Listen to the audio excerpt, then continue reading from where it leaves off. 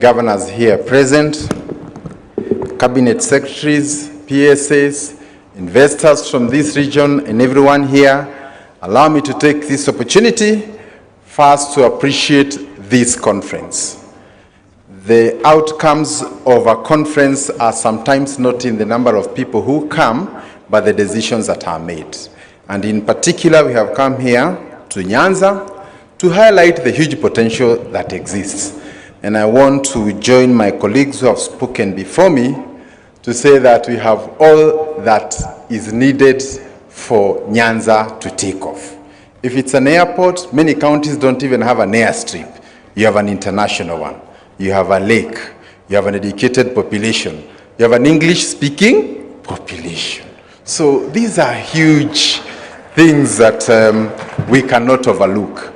And when I say English-speaking, I think it's also good to know the world is moving towards what you call business process outsourcing, where a company in Europe sets up a big center here. So if you want to call Land Rover UK, the call is picked here, and therefore things of language become important. So as custodians of the Queen's language, monetize that language, right? So in the interest of time, allow me to just make a few comments. I'm honored and delighted to be with you today during this Nyanza International Investment Conference of 2025, and hope that even in the subsequent years, we'll do a follow-up to ensure that the issues that come here will be followed through. This international event represents the growth of Nyanza as a forward-thinking region that is part of the progress we seek to have as a nation. It also serves as a crucial platform for advancing dialogue, fostering innovation, and building the partnerships necessary to drive the next wave of economic transformation. I've had time to go through some of the stands that are here, and I want to request all the guests who are here to have time and see there, because there's a huge, huge, huge demonstration of capacity, even by counties. And I think so that the talk can now connect with what is exactly happening on the ground. This conference provides us with the opportunity to highlight investment opportunities and engage stakeholders on strategies to unlock the full economic potential of the region. Nyanza is endowed with diverse counties that each have the capacity to change the regional economics and contribute to Kenya's overall growth. I want to start with just the counties and highlight just one or two. Kisumu, led by our great Professor Anyang' Nyong'o, is strategically located along Lake Victoria, which is home to two other big countries, but also a big market to Rwanda, DRC, and all the other countries, making it a natural hub for trade, manufacturing and logistics. With Kisumu Port serving as a key gateway for trade with the East African community, the county boasts a thriving manufacturing sector that includes sugar processing, fish processing, and dairy production. The government's initiative to establish the Special Economic Zone in Kisumu is set to attract investors in agro-processing, logistics, textiles, and further strengthening the industrial base. Allow me also to say that if you look at Kisumu and compare with Mombasa from a tourism perspective, you can easily match what is in Mombasa in terms of air connectivity, and I'm very happy to see this facility in terms of adding to your capacity to host events, both local and international. So again, for tourism, people travel all the way to Dubai at 40 degrees, yet you have Kisumu here at the right temperature. So this is a challenge for the tourism sector, for the hospitality industry. And I think even us as government, as we come here, we are aware that we are here to support the local economy.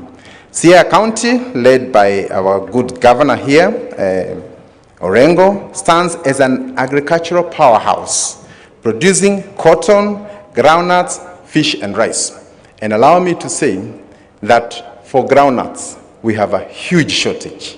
Most of the industries that require groundnuts as an input or as a raw material, we cannot be able to meet that demand, forcing us to even go to other neighboring countries, even up to West Africa, to get the groundnuts. And therefore, this is a challenge to the region to see how we can be able to take up that. And cotton, together with fish, also fall in the same category. The government is actively working to revive the cotton industry by investing in modern ginneries and modern manufacturing plants. And also to note that we are privatizing the textile company in Eldoret, and I think that is also going to be a major uptake for our cotton, that is Rivertex. At this point, efforts to expand the groundnut and rice value chains through establishment of processing factories are all underway. Coupled with a growing aquaculture sector, Siaya is becoming an ideal location for fish processing and cold storage facilities, and we will work together with the counties to ensure that that is done. Homa Bay plays a leading role in the blue economy, with 80% of the lake being in that particular county. So with fishing, aquaculture, and lake transport as key economic activities, the county is poised for great strides ahead. It is also emerging as a huge potential for palm oil. We import over $100 million worth of palm oil every year, yet it can be grown here. And some of the areas where it can grow very well, and tests have proven, is actually Homa Bay. So we will be working and also looking for investors, and I mentioned that here also to interest those who may have large tracts of land and would want to get into partnerships with investors so that we can get into commercial plantations for palm oil. The development is expected to reduce our dependence on imported palm oil. And working together with Treasury, one of our core mandates is to reduce imports. And we have identified palm oil as one potential area. Migori County presents a diverse economic landscape driven by agriculture, mining, and agro-processing. With a well-developed sugarcane industry that supports multiple sugar mills, Migori is also a major producer of groundnuts, which you've already said we have a shortage. And its deposit in minerals such as gold and copper offer significant investment opportunities in gold refining, jewelry manufacturing, and mineral processing plants, promising an integrated industrial sector that can support this. And allow me to say that in some of our neighboring countries, the biggest export is actually minerals. In fact, we have seen with the challenges in some of our neighboring countries, minerals has gone up. So again, this is one area that I can actually lift the whole country. Kisii County, led by our good governor, Simba Arati, is renowned for its world-class soapstone mining, a sector with immense potential for value addition and international exports. Beyond soapstone, Kisii is a leading producer of bananas, dairy products, and tea. Investments in banana processing plants, milk processing facilities, and mechanized soapstone extraction will create market opportunities and accelerate industrialization in the county and the region beyond. Then we also have Nyamira, which is a major producer of tea and coffee and dairy farming. And by expanding the processing facilities for tea and coffee, the county can increase product quality and global competitiveness. Additionally, investing in modern milk cooling processes will support Nyamira's growing dairy sector and improve incomes for local farmers. In conclusion, the region also presents a huge wealth of targeted investment opportunities across the whole value chain, whether you're thinking of tourism, logistics, and all that. And my prayer is that the professionals who are here today, including the business people who are here, we need to mobilize capital, because once we identify these opportunities, then we need to look for vehicles that can help us to invest and create value for our people. Ladies and gentlemen, allow me to conclude by saying that the sugar industry, that is a major employer here, has had great improvements in the last 2 years. And I'm happy to say that this year we will not be importing any sugar. And we hope in the next 2 years we do not import, and instead the country can become an exporter of sugar. And that's a conversation we would want to do in tea, in wheat and all the other products. And because our weather is generous, we can be able to work that together.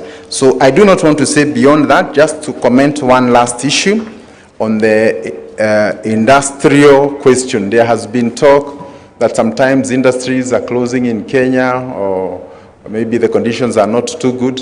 Allow me to say, when one industry closes, it's a headline. When 10 open, nobody talks about it. So in the coming weeks, we want to engage in highlighting the industries that have come in the last 3-4 years. And we will be coming here to Nyanza, working with the elected leaders, so that we don't end up giving perceptions that make our destination look unattractive and therefore less useful to the investors. I want to end there, and indeed to thank all of you and assure you that this is the beginning. Much more will happen when we move from here and look for those investors. May God bless Nyanza. Thank you. Could we again give them a round of applause? Your Excellency, you can see I had a written speech, but certainly I'm not going to read this speech. I have no time left. I'll just take 2 minutes to say a word or two, and then I invite you.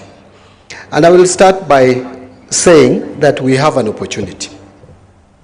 We have a great opportunity. We have had occasions when we spoke of lack of opportunity.